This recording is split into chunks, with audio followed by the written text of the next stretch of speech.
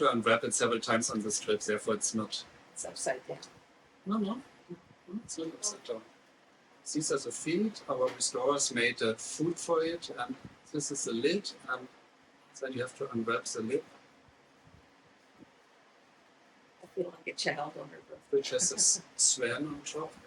It's a piece from Nuremberg, early 18th century.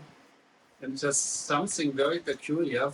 And for this reason, I'm very glad it goes to you and goes to the United States. Do you have an idea why? If you look on the images.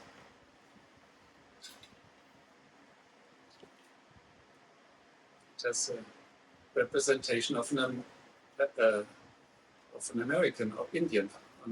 There are three ladies, and one has Caesars on top. And so I thought this was really an object that has to go to the Americas. It was first to go to Virginia. You sure that's not just a custom, Fashion's custom? After I'm not sure. We were discussing that among art historians. It looks like a representation of the continents, although they should be four. It was before they went to Australia. It should nevertheless be four, but probably it's Africa, America, and Europe. I love the swan on top. Yeah. About to take off flying. And on the bottom there's a monogram, and there are the marks of Nuremberg and of the silversmith. And what is this ink? And the ink is the inventory number of the museum. So we leave this normally because without these inventory numbers, these could be any silver objects. But so that's something I need to leave on? Does it matter? It's up to you. It's part of the history.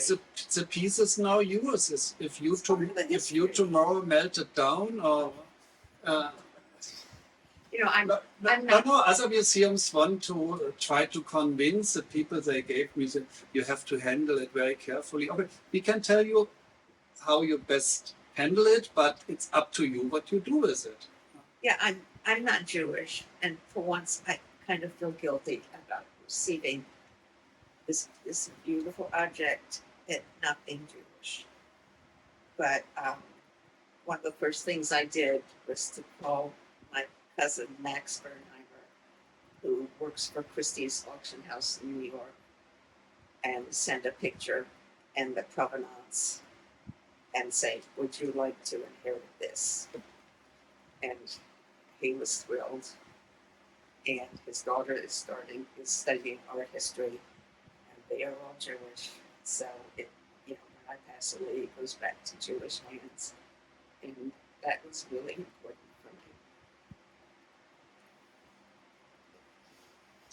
I have other silver objects from my grandmother.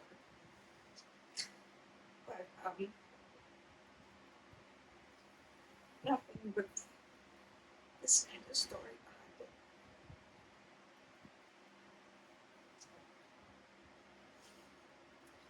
it. As I said, it's really up to the families, but the most moving for me, if the objects are really turned back into use after 85 years. And up to now, 3 of the cups have been koshered again, washed in a mikveh, and then really put into use again for kiddush. And this weekend, one was used for bar mitzvah in Los Angeles, one of the objects I returned. So what would you use this for?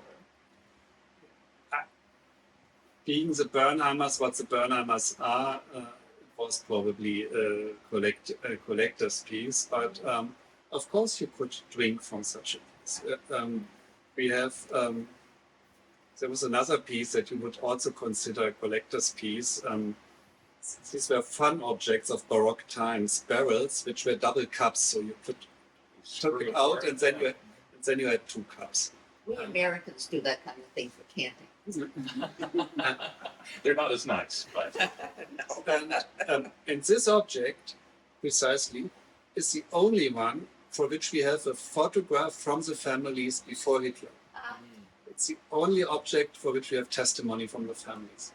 And where is it? On a Seder table.